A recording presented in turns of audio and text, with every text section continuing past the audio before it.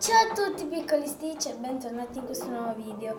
Allora, in pratica abbiamo fatto milioni e milioni di volte, abbiamo provato milioni e milioni di volte a fare uno slime che è venuto, raga, però sembra che non ci avevamo più voglia di rifare questo video perché l'avremmo fatto una centina di volte e io mi sono già appiccicata le mani 99 volte.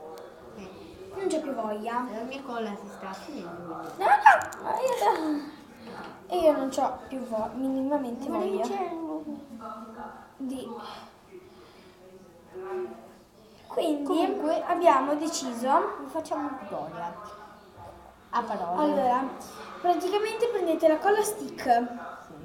Sapete la colla stick, quella per incollare e la fare nel quaderno?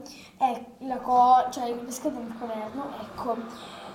In pratica voi dovete metterla nelle mani e continuare a modellarla fino a quando Diventa così. Molla, dammi. E aiutatevi da un amico o da un amico. Perché ci devono essere due.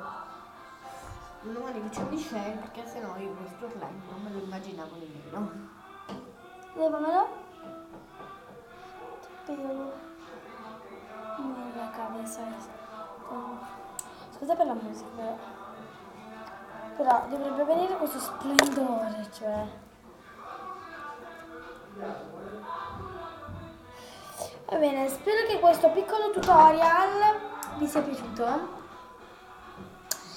Noi non ci mancava un danno, quindi speriamo che questo video vi sia piaciuto. Tranquilli, la porta non è d'oro.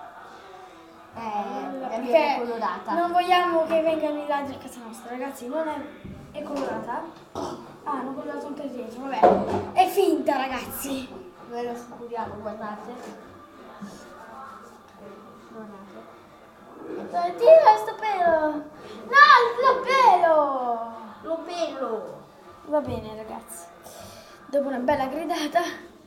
Quindi spero che questo video vi sia piaciuto, ragazzi. Iscrivetevi. Iscrivetevi. Sei cinese. Basta, solo aspetta. Iscrivetevi. Attivate la campanella per non perdervi altri video. Lasciate un bel like, iscrivetevi al canale, l'ho già detto. E abbonatevi. Se si possono abbonare. Perché non tutti i canali si possono abbonare. Quindi ragazzi, da me e dal mio fratello Mattia, un bacio. Ciao piccoli Stitch!